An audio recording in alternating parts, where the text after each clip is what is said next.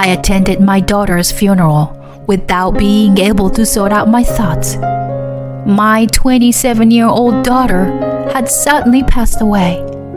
As I stared blankly at her house, my 4-year-old grandson pulled on my skirt and murmured a shocking phrase. And my daughter's mother-in-law, who was nearby, listening to those words, turned pale. Her tragic end was just beginning. I'm Tina, a 50-year-old housewife, and I work part-time at a local diner. I have a daughter named Lauren. She got married to her husband Keith when she was 21. At first, she lived with her in-laws, but she couldn't get along with her mother-in-law. So they live separately now. No grandchildren yet, Lauren. How many years has it been since you got married? You are really useless. You were not fulfilling your role as a daughter-in-law. It seems that she was repeatedly blamed by her mother-in-law about children until her grandson Alex was born. Furthermore, you can't have children because you are always working, can't you? Don't neglect your housework because of work. At that time, my daughter and her husband were both working, but she was also burdened with housework at her in-laws' house. Moreover, it seems that she was even nagged about the details of housework. I want to be recognized as a good daughter-in-law, you know? Although she was enthusiastic about it when she started living with them, as time went on, she began to complain more and more. No matter what I do, my mother-in-law complains. I mean, she should just do it herself. Her in-law's house was a 5-hour flight from where I lived. I felt frustrated that I couldn't rush to my daughter when she's in need. Lauren, honey, if it's too tough, come back here once in a while. You need to take a break from your job as a daughter-in-law too, you know? Thank you, Mom, but I'm okay. Sorry to worry you. Can I talk to you about my complaints again sometime? I couldn't say anything more to my daughter who said that. After that, I was often told about her mother-in-law's complaint by Lauren. But as the physical distance couldn't be shortened, I also thought about how to support my daughter mentally. And I also gradually began to feel uncomfortable with her mother-in-law. Her mother-in-law hated it extremely when Lauren came home to our place. She even called me directly. Lauren is our daughter-in-law.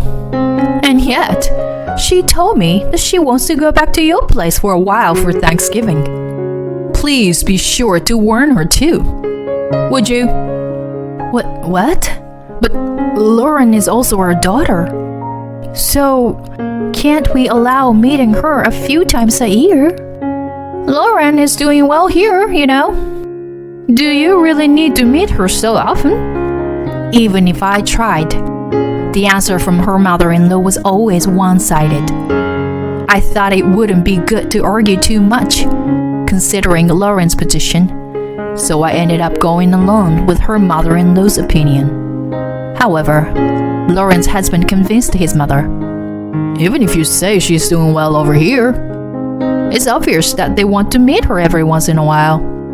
Didn't you always tell me that you were lonely and wanted us to come back here to live with you?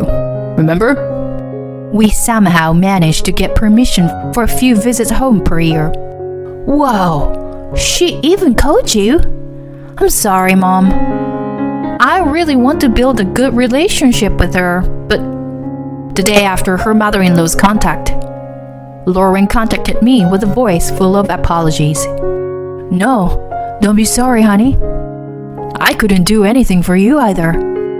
I had such frustrating conversation with my daughter many times. Then one day, Lauren contacted me saying that her mother-in-law was angry because I didn't send her a return gift for a present. Huh? I haven't received anything from your husband's family, even once. And yet she demands such things from me? What is that? I was surprised and raised my voice. Really? I knew something was off. I don't understand anything that my mother-in-law is saying or doing anymore. Lauren's voice over the phone showed signs of exhaustion. Well, I'll try. I will hurry and send something. But you should definitely discuss it properly with your husband. I told Lauren that and hung up. About 2 years had passed since Lauren started living with her in-laws when she contacted me again. The relationship with her just can't seem to improve. I think it's better for me not to be around her. Keith feels the same way too. So, we decided to live separately from my in-laws. Apparently, Lauren's husband also judged that he couldn't handle his mother and decided to move out. Well, even if we say we're living separately, it's still within walking distance. I felt relieved when I heard Lauren's laughing voice over the phone. Then, about a year after Lauren and her family left their in-laws' home, I received the news that she was pregnant with her first child. I was happy to hear the news, but secretly thought that the stress of living with her in-laws may have been a factor in Lauren not getting pregnant until now. Lauren gave birth to a healthy baby boy named Alex. However, her mental state began to deteriorate rapidly due to her mother-in-law's overbearing nature. At the suggestion of her husband, when Alex was 2 years old, they came to live with us for several years. Lauren was so mentally exhausted that she had become quite thin. I deeply regretted that I had not been able to do anything for her until then.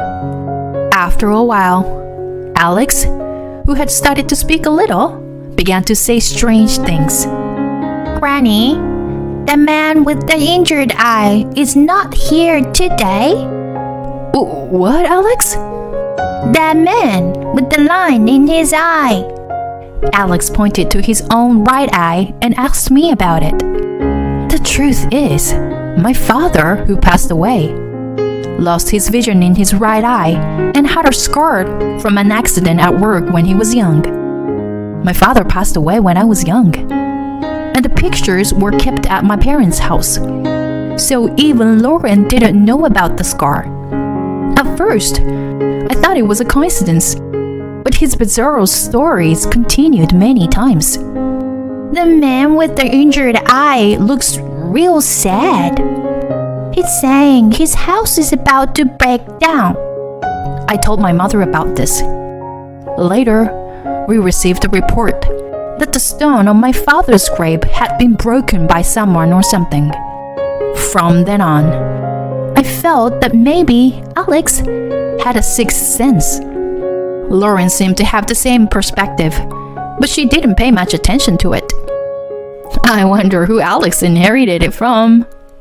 2 years passed, and Lauren's mental and physical condition began to recover. So they returned to her in-laws' house. However, she still received a bunch of sarcasm from her mother-in-law. What a terrible woman you are! Taking away my grandson who is the heir. From now on, I will raise Alex in our house. Thankfully, Lauren's husband and father-in-law, her mother-in-law was restricted in contact with them. So she seemed to be able to spend a more comfortable life than before. However, tragedy struck suddenly. One day, out of nowhere, Lauren's husband contacted me and told me that Lauren had fallen down the stairs and died. This news was hardly believable. However, when I rushed to the hospital, she had already become cold, and I had to accept the reality. Soon after, the funeral was held. And of course, Lauren's husband, Alex, and her mother-in-law attended. I managed to maintain my composure and exchanged a greeting with her mother-in-law. But falling down the stairs? Was she not paying attention? With her words, I couldn't even think of her as a human being. And I didn't have the energy to argue back. Mom, how can you say that even at a time like this? Lauren's husband also heard his mother's words and accused her furiously, but she seemed completely indifferent. Then she said to him, who was holding Alex, "Why don't you watch him carefully instead? Don't let him say anything creepy like he always does." Mom, cut it out. Lauren's husband was clearly upset with his mother. "Excuse me, I'm going to step out for a bit. Can you take care of Alex for a while?" Lauren's husband entrusted me with Alex and forcibly took his mother outside the venue. Alex seemed unable to comprehend that his mother had passed away, and I was doing my best to hold back tears. Granny, why do you look so sad? Mommy's worried about you. Alex looked at my face with a worried expression. I felt tears that I had been holding back quietly overflow. "Alex, sweetheart, is Mommy here?"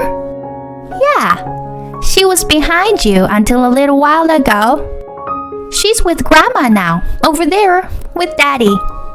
Saying that, Alex pointed to where Lauren's husband and mother-in-law. "Mommy said Grandma pushed her on the stairs." Huh? As soon as I heard Alex's words, all the attendees turned their attention to us. "Alex, don't say things like that." Lauren's mother-in-law looked pale at his words, and I could see she was flustered. "Alex, can you tell me the story about Mommy later?" I spoke to Alex to calm the situation down. After the funeral was over, I returned to Lauren's home with Alex and talked to him slowly. Meanwhile, the mother-in-law was taken to the in-laws' house. "Well, Alex, can you tell me the story now?" "Mommy's story? Sure, let's go to my room. Mommy's saying something good is in my room." Alex led me to his room, holding my hand with a cheerful expression. "That thing over there, can you take it for me?" And looking around the room, Alex pointed the box. Upon checking the contents, there were a small camera and recorder inside. According to Lauren's husband, Alex seemed to be talking to someone even though he was alone, and he would stare intently at nothing. Lauren found it interesting and installed a sound detecting camera and recorder. "Alex, do you know what this is for?" "No, but Daddy knows, right?" With Lauren's husband, we nervously confirmed the contents.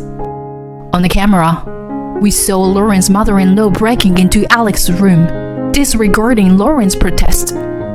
The two women were clearly arguing, and although the stairs were out of sight, the recorder captured her voices and allowed that. The content was so shocking that I fainted on the spot. I woke up in the hospital, and Lauren's husband explained what happened afterward. Right after I fainted, he immediately contacted the police and submitted the audio and video recordings.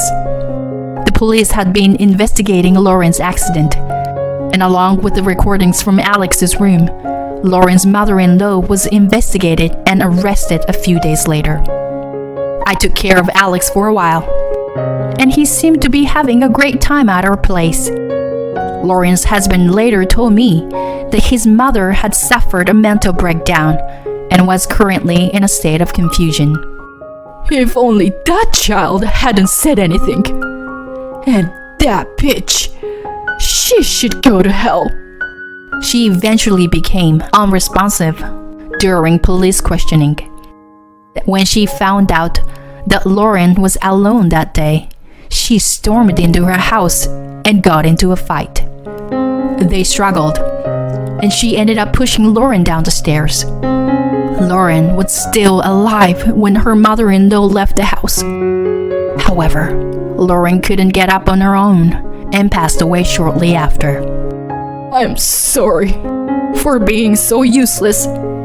That day, I went out with Alex to give Lauren a break, but I never expected my mother to show up. I can't. I'm sorry." Lauren's husband apologized to me while crying, and I could only listen in shock without being able to sort out my own feelings.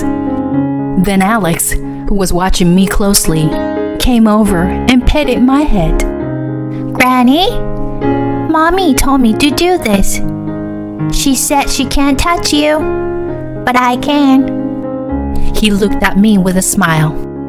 I hugged Alex and cried for a long time before finally gathering my thoughts. Lauren's mother-in-law was taken to the police station, and her hallucinations seemed to have subsided. So there were no legal issues related to her mental state. She was found guilty and became a resident on the other side of the wall. Lauren's husband had to explain the situation to his company, and as a result, he was able to transfer to a neighboring state where I live. While he worked, I took care of Alex. I know you don't want to see me, but for Alex's sake, would you allow me to live nearby? He said this and I agreed. Keith, when you find someone new, I'll take care of Alex for you. So don't worry, okay? Thank you, but Lauren is my only wife. I will work my hardest for her sake and raise Alex into a fine human being. As for me, I had enough savings from my late husband's inheritance to live comfortably. I spent my days enjoying time with my grandson. As for Alex, he no longer said strange things like he did before. Whenever I ask him about it, he just says, I don't know. That's all he says. Alex seemed to be enjoying himself with his new friends every day. I still think about my daughter Lauren and cry until my tears run out when I'm alone at night. But for Alex's future, I want to love him as much as I would have loved Lauren.